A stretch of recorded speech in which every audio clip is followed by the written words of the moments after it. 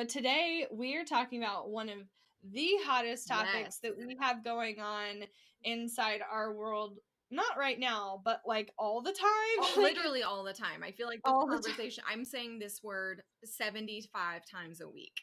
Yeah. Well, and I think a lot of it comes from we are so intentional about y'all doing business the easiest way possible without the need for large ad spends or giant marketing budgets or you know, a ton of social media presence or followers or big email lists. Instead, we really want you to focus on connections. And I would say the vast majority of our clients, they start out and get booked out with almost exclusively referrals. Yeah.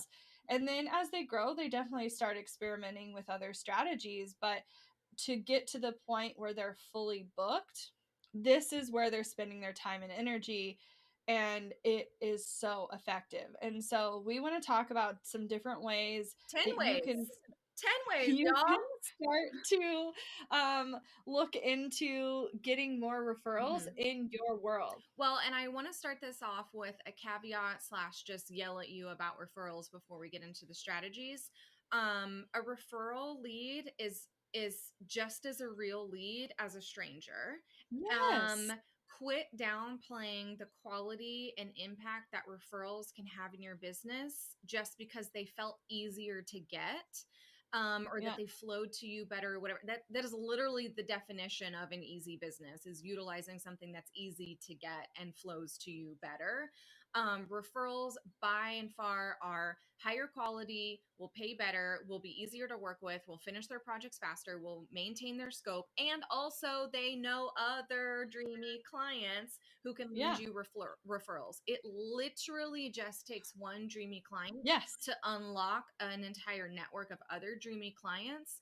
And the clients that we see who use that route versus traditional like quantity over quality route have a much easier time reaching their goals faster and are generally happier in their day-to-day. Yes. Study couldn't agree more. 7 out of 10 service providers say. I know. Now I want to start with my favorite way to look for referrals, because I think we underestimate how powerful our current relationships are. Yes. And we assume that if we talk about our current relationships and in referrals, that we think we need to ask our mom or our aunt or our cousin to buy from us. And it's not at all what I'm saying. Nope. Are some of those people potential clients for you? Maybe, but that is not what I'm talking about here. Nope. Instead, I want you to take a look around at who you know, at which PS on average, most of you know at least 1,000 people. Yep. Which sounds like a shit ton, but if you add up who you went to school with, who you have in your church community, if you have kids, who's in their school community, people that you've met in certain organizations or at various points in your life, your parents' friends, like it very quickly adds up to 1,000. I am not suggesting you know all of these people well, but or that you're going to talk to 1,000 people. No, but you likely know them and they know you back.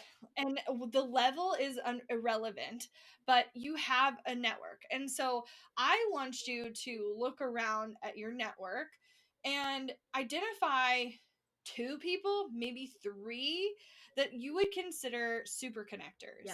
Now, when I say super connectors, they're likely extroverted, bubbly, chatty. They tend to know everyone. Whenever you run into them, they're like, oh, I also ran into so-and-so, or like they literally use the words that sound like they're in constant communication with other people.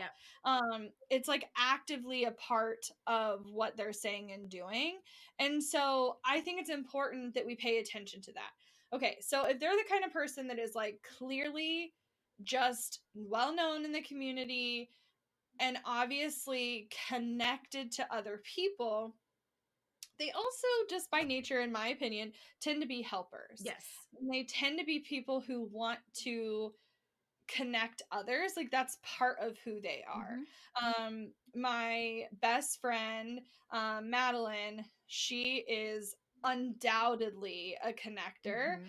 And she used to joke when we were in college that it was her mission in life that all of her friends would be friends so Mhm. that she could just go hang out with everyone she knew. Mhm. And I found that the most Yep. exhausting job on the planet. Yep. But it was always so fun to be around her because I met so many new people. But the things I learned from having her as my best friend is just to realize how genuinely Yep. they care about those connections and spreading them out. Yep. And so, because of that, I encourage you to identify who two or three of those people are, and then you reach out to them proactively and ask for the kinds of people you're looking for. Yep. Whether that you want to be connected with other connectors that know more people like your ideal client, Mhm. whether they know your potential ideal clients around them. Um, these are the kind of people you sit down, you have coffee with, you get to know them, you explain what you're doing and what you're after, Yeah. and you utilize their willingness to want to connect you with Now, others. the first thing you're going to want to say is, okay, I know a connector, but they're not an ideal client. Get that out of your head. That person does not need to hire you. I don't give a shit if they're an ideal No, client. It's no. more of their personality and do they Yeah. know you?